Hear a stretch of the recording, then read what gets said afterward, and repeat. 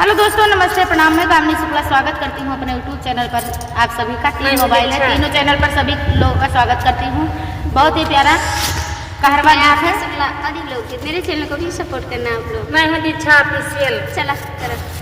फूलवा बरसै मोरे आंगनवा के बटोरे ना नदी, फूलवा बरसै मोरे आंगनवा के बटोरे ना नदी, के बटोरे ना नदी, के बटोरे ना नदी, फूलवा बरसै मोरे आंगनवा के बटोरे ना नदी।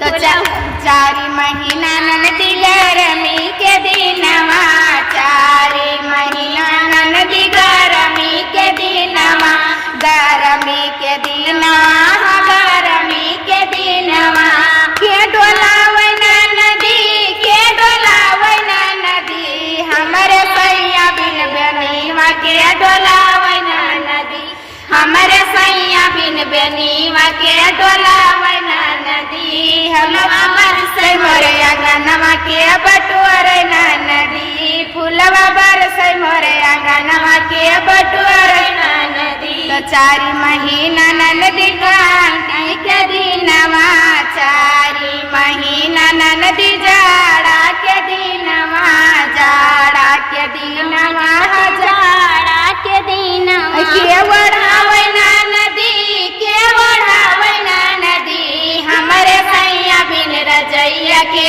बढ़ावै ना नदी, हमरे सैया बिन रजैया के बढ़ावै ना नदी। फूलवा बरसै मोरे आंगनवा के बटोरे ना नदी, फूलवा बरसै मोरे आंगनवा के बटोरे ना नदी। 4 महीना नदी बरखा के दिनवा, 4 महीना नदी बरखा के दिनवा, बरखा के दिनवा, बरखा के दिनवा, के छवावै ना नदी, के छवावै ना नदी, हमरे सैया बिन बंगालवा के छवावै ना नदी, हमरे सैया बिन बंगालवा के छवावै ना नदी।